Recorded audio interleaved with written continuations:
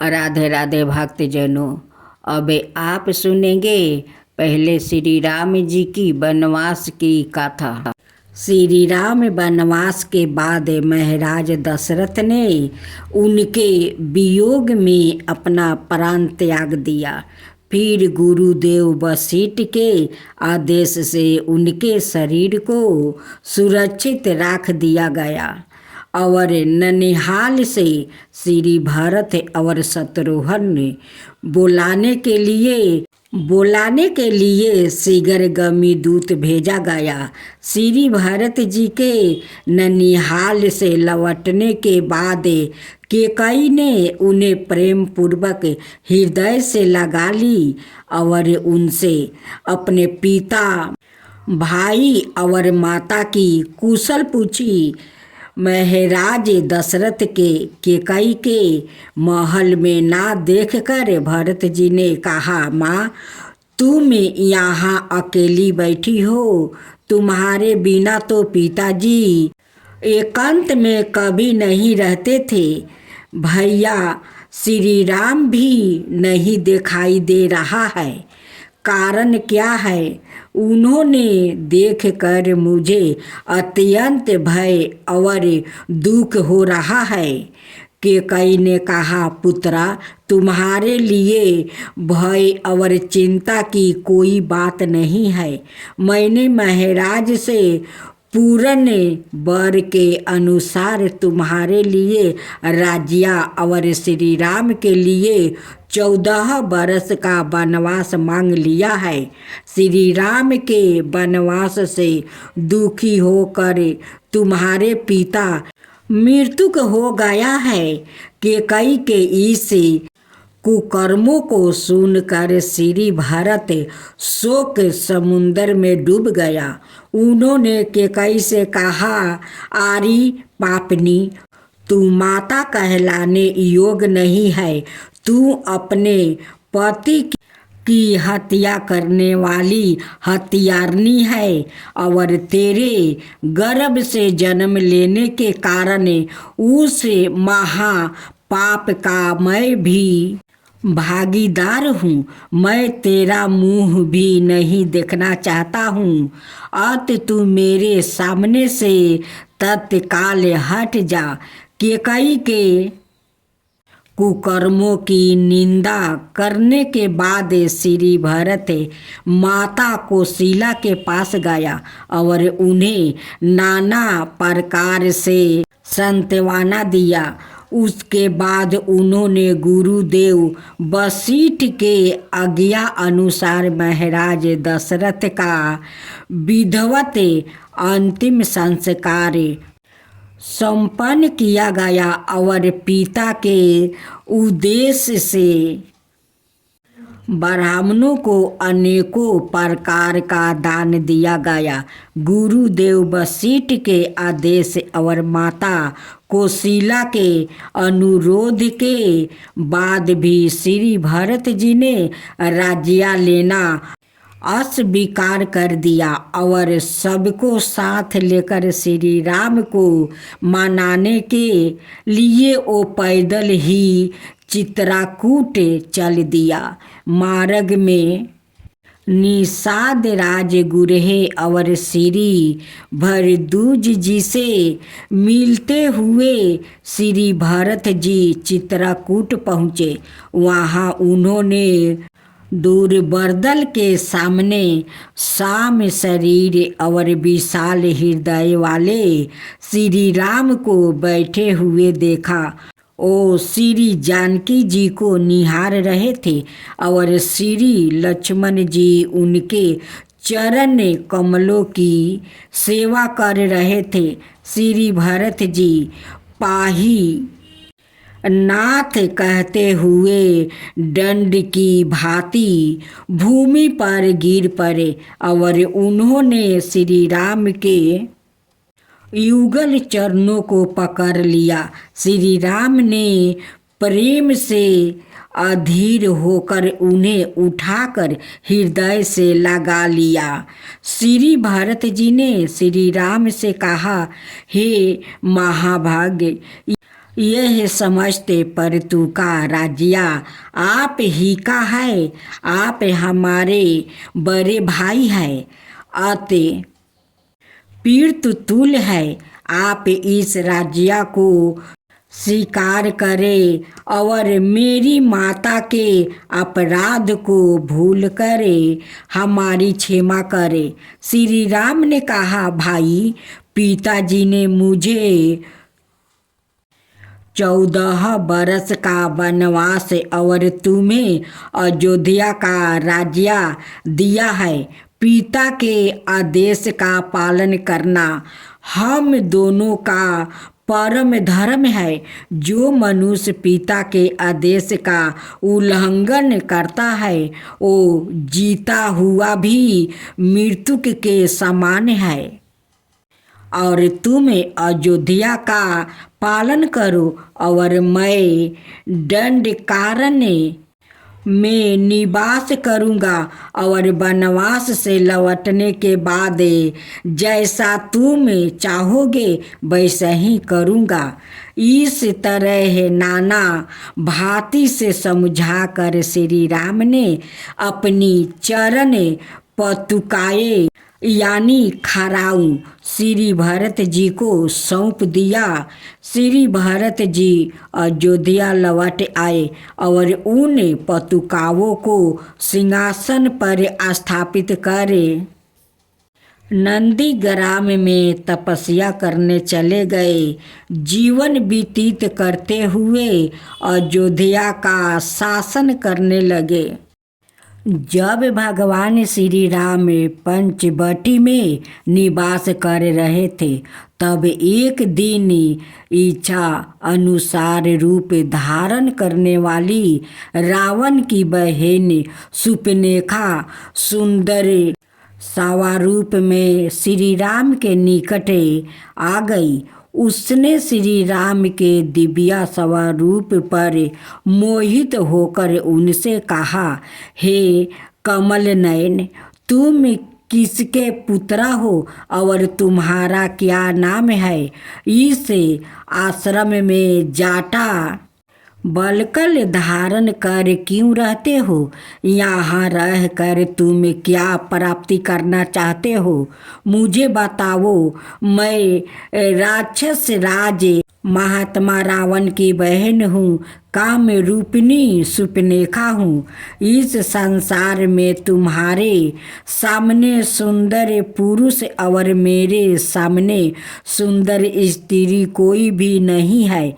आज हमारा और तुम्हारा संयोग ब्रह्मा के विधान से हुआ है। मैं अपने भाई घर के साथ इसी वन में रहती हूँ। रावण ने मुझे इस संपूर्ण वन का अधिकार सौंप दिया है। मैं तुम्हारे विषय में जानना चाहती हूँ, अत तुम मुझे अपना परिचय दो। भगवान श्री राम ने उसे कहा, मैं अयोध्यापति महाराज दशरथ का पुत्र हूँ। मेरा नाम राम है। यह सुंदरी मेरी पत्नी जानकी नंदिनी सीता है और यह सुंदर कुमार मेरा छोटा भाई लक्ष्मण है। हे सुंदरी, बताओ मैं तुम्हारा कौन सा कार्य करूं?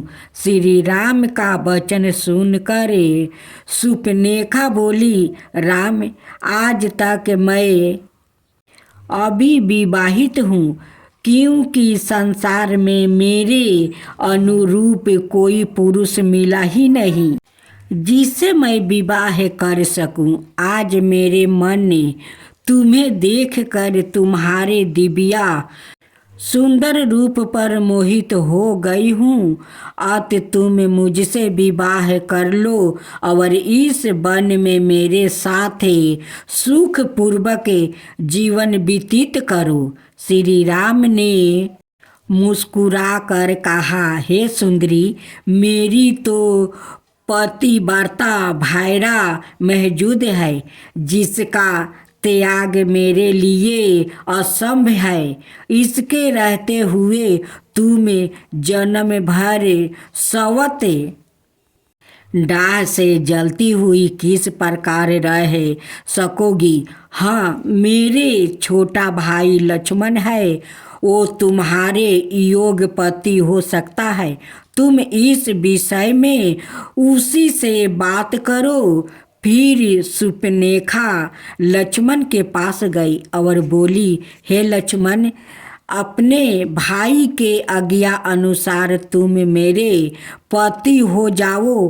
आज हम और तुम पर सपर संग मन करे, विलंब मत करो। सुपनेखा के कथा अनुसार श्री लक्ष्मण ने कहा, हे साध्वी, मैं तो भगवान श्री राम का दास हूँ। मुझे अपना पति बनाने से तुम्हें भी उनकी दासी बनना पड़ेगा।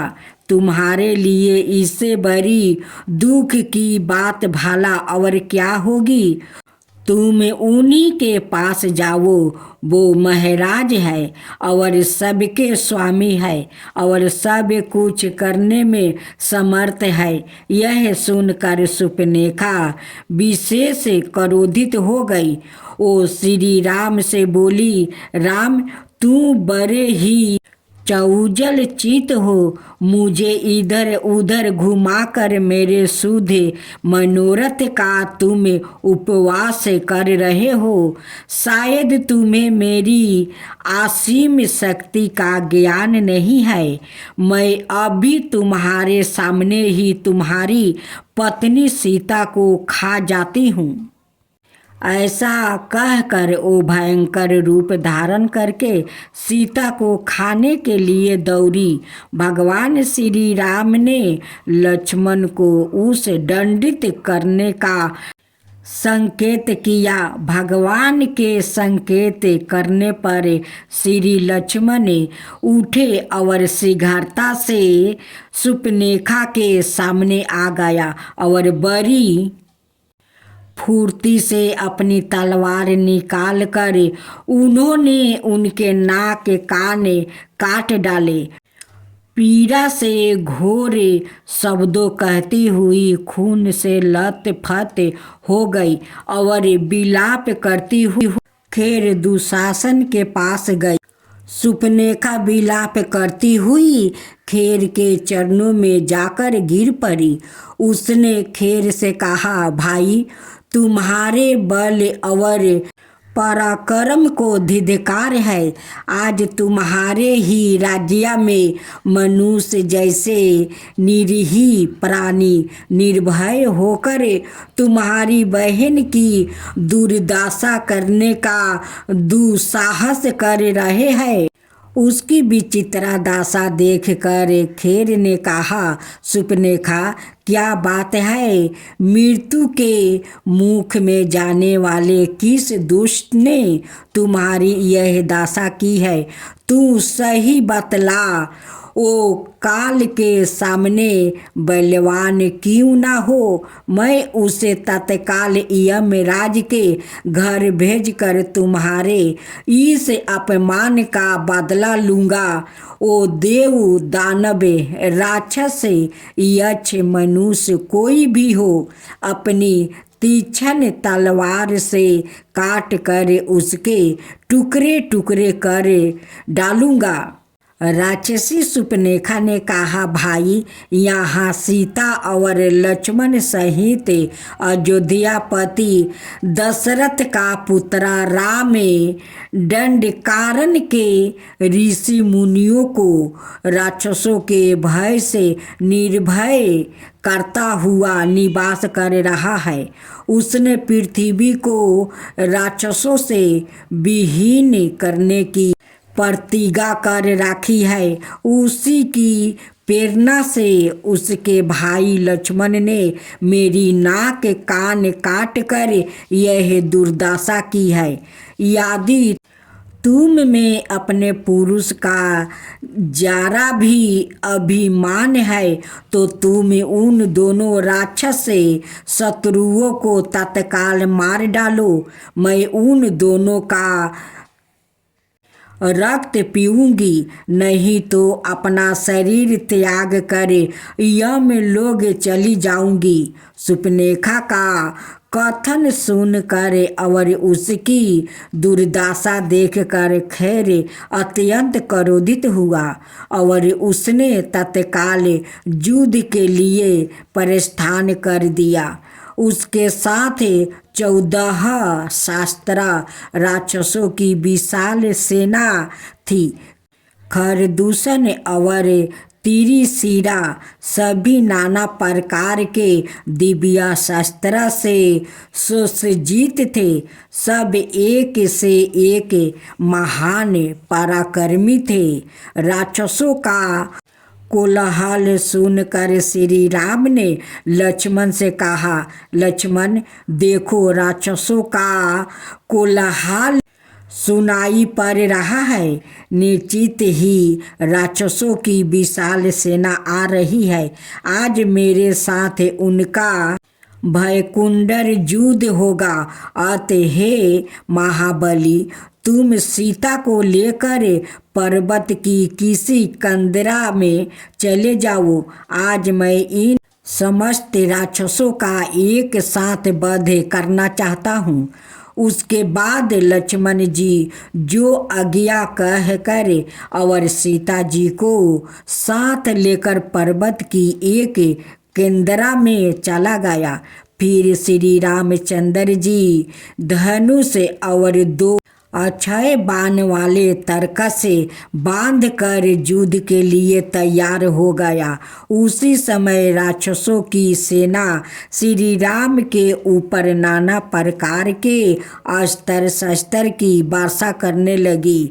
श्री राम ने अत्यंत लघवा से उनके समस्त अस्त्र शस्त्र को काट डाला।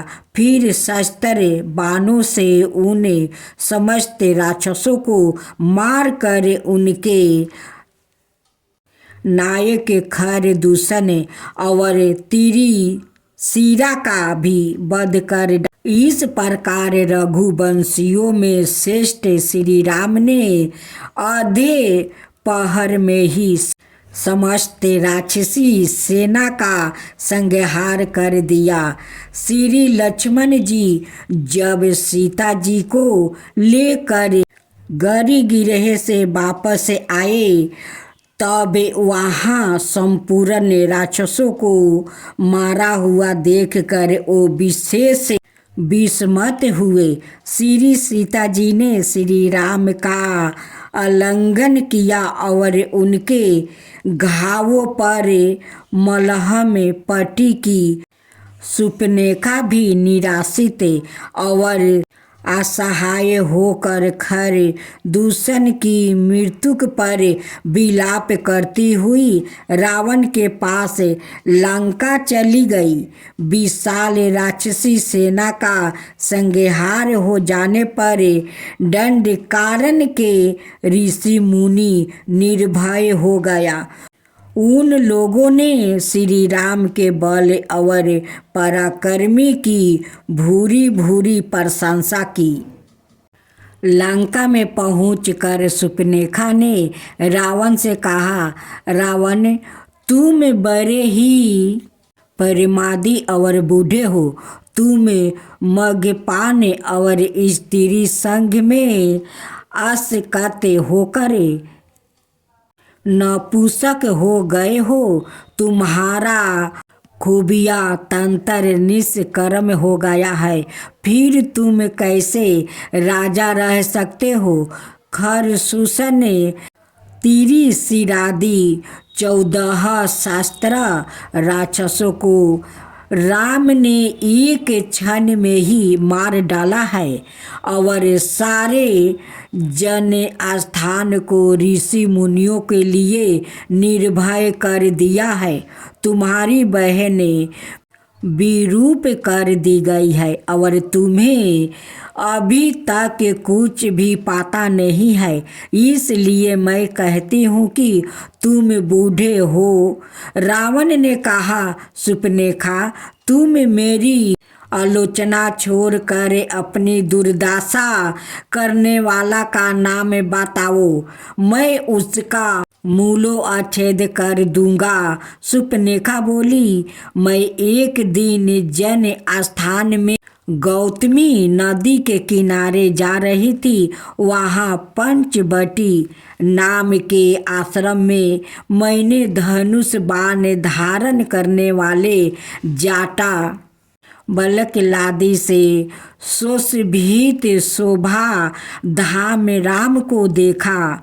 उसका छोटा भाई लक्ष्मण भी उसके सामने रूपवन है। उसकी पत्नी सीता तो साक्षात लक्ष्मी के समान सुंदर है। उसने मैंने तुम्हारी पत्नी बनने के लिए लंका में लाने का प्रयत्न किया। फिर राम की प्रेरणा से उसके छोटे भाई लक्ष्मण ने मेरी नाक कान काट डाली। मैं दुखी होकर खैर दूषण के पास गई। उन्होंने अपने सेनापतियों और सेना सहित राम पर आक्रमण कर दिया, किंतु राम क्षण मात्रा से सबका संहार कर डाला। यदि उसकी पत्नी सीता तुम्हारी भायरा बन जाए तो तुम्हारा जीवन सफल हो जाएगा। यह सुनकर रावण ने उसे सांत्वना देकर धैर्य बंधाया और चिंताग्रस्त होकर महल में चला गया। प्रातःकाल होने पर रावण ने सोचा कि खरदूषण मेरे सामने बलवान थे, उन्हों मारने की शक्ति ईश्वर को छोड़कर इन किसी में नहीं हो सकती। यदि संसार के पाप भर का हरण करने वाले ईश्वर का अवतार हो गया है तो मैं उनसे बैर बढ़ाकर अपने उद्धार का मार्ग प्रयासत करूँगा, क्योंकि मेरी इस तमसी देह से वजन होना संभव नहीं है। ऐसा सोचकर रावण ने अपनी योजना को कार्यारूप देने के लिए समुद्र के दूसरे तट पर निवास करने वाले मारीच के घर गया। रावण को देखते ही मारीच ने शीघ्रता से उठकर उसका आतिथ्य सत्कार किया और आने का कारण पूछा।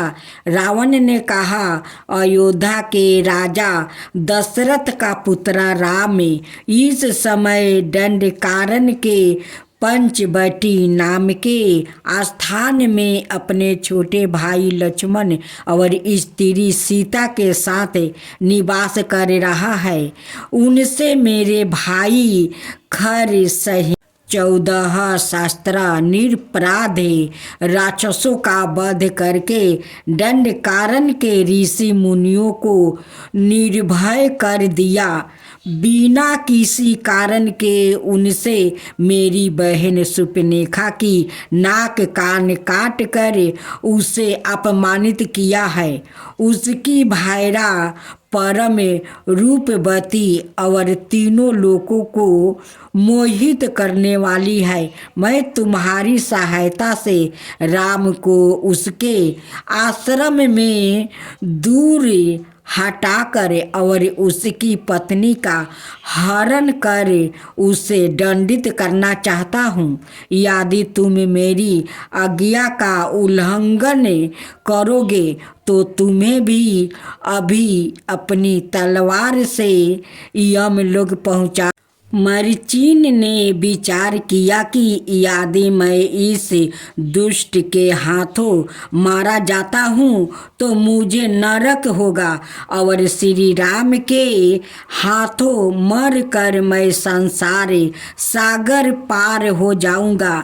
यह सोचकर मरीच रावण के रथ पर चढ़कर पंचवटी आया और सौरन मृगा का रूप धारण कर वो श्री राम के आश्रम के आसपास विचरण करने लगा। भगवान श्री राम ने रावण के सारे षड्यंत्रों को समझकर एकांत में सीता जी को समझाते हुए कहा, प्रिया, अब मैं कुछ मनुष्य लीला करना चाहता हूँ। अत तुम मेरे साथ अपनी माया रूपी छाया को छोड़कर कुछ समय के लिए अग्नि में निवास करो। फिर मैं राक्षसों का संहार कर पृथ्वी का भार हरण करूँगा।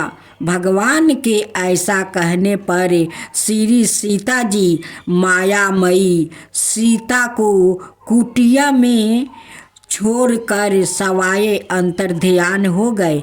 जब मरीचि माया मैं सौरन मिरिग बन कर आश्रम के आसपास विचरण कर रहा था, तब उसे देख कर माया रूपी सीता ने श्री राम से हंसते हुए कहा, हे नाथ, इस विचित्र सौरन मिरिग को देखिए। इसके शरीर पर कैसे अद्भुत बिंदु है और यह कैसी निर्भयता से विचरण कर रहा है।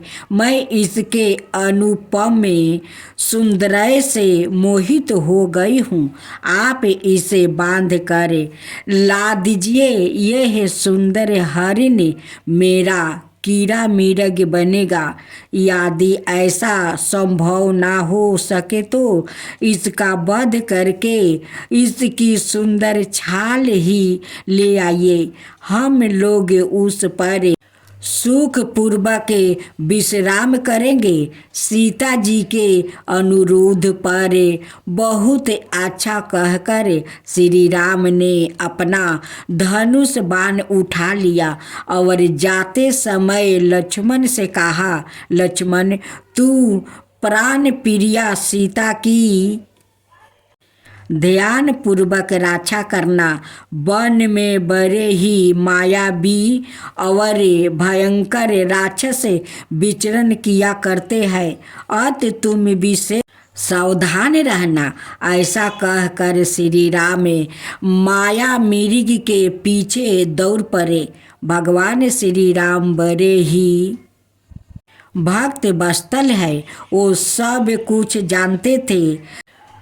तथापि सीता जी को प्रसन्न करने के लिए वो मिर्ग के पीछे गया।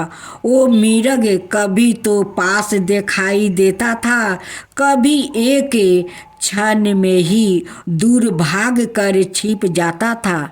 इस प्रकार लुकते छिपते वो श्री राम को दूर गहन वन में ले गया। वहाँ भगवान श्री राम ने अपने धनुष पर एक क्षण बाण का साधन किया और एक ही लक्ष्य में उस मिर्ग रूपी मरीचि का वध कर डाला। बाण लगते ही मरीचि अपने पूर्ण रूप में आ गया और रक्त वामन करता हुआ पृथ्वी पर गिर पड़ा। उसके बाद उसने श्री राम के स्वर में, हाय लक्ष्मण रक्षा करो, हाय लक्ष्मण रक्षा करो, करुणा स्वर से पूरे वन को गूंजा दिया। इधर सीता जी के कानों में जब हाय लक्ष्मण रक्षा करो का करुणा स्वर पारा, तब वो भय और शोक से व्याकुल हो गई। उन्होंने लक्ष्मण से कहा, लक्ष्मण, तुम शीघ्र जाओ, लगता है तुम्हारे बड़े भाई पर कोई भयानक संकट आ पड़ा है। लक्ष्मण ने कहा, देवी, आप अनावश्यक भय और चिंता को त्याग दे। भगवान श्री राम की पलकों के संकेत मात्रा से इस दृष्टि का सृजन और संसार होता है। उन पर सपने में भी संकट नहीं आ सकता है। इस पर सीता जी ने क्रोधित होकर लक्ष्मण को कट वचन कहा। उसके बाद लक्ष्मण दुखी मन से सीता को वन देवियों को सौंप कर चले गए। उसी समय मौका पाकर रावण ने भिक्षु के भेष में सीता के पास आया और भिक्षा की याचना की। सीता जी ने कंदमूल आदि देकर भिक्षुक का स्वागत कर, किंतु उसने भिक्षा लेने से इनकार कर दिया और कहा, मैं विश्वा मुनि का पुत्र राक्षस राज रावण हूँ। अब तुम्हें मेरे साथ लंका चल ऐश्वर्या सुख का उपभोग करो। उस वनवासी राम में क्या रखा है। उसकी बातें सुनकर सीता जी ने कहा, दुष्ट, तू ठहर जा। अभी मेरे पति अपने भाई के साथ आते ही होंगे। सिंह की पत्नी को खरगोश ले जाए, यह संभव नहीं। थोड़ी ही देर में श्री राम के बाणों से छीन भीन होकर तू यमलोक चला जाएगा। सीता जी की बातों से क्रोधित होकर रावण ने उन्हें उठा लिया और अपने रथ में डालकर आकाश मार्ग से लंका की ओर चल पड़ा।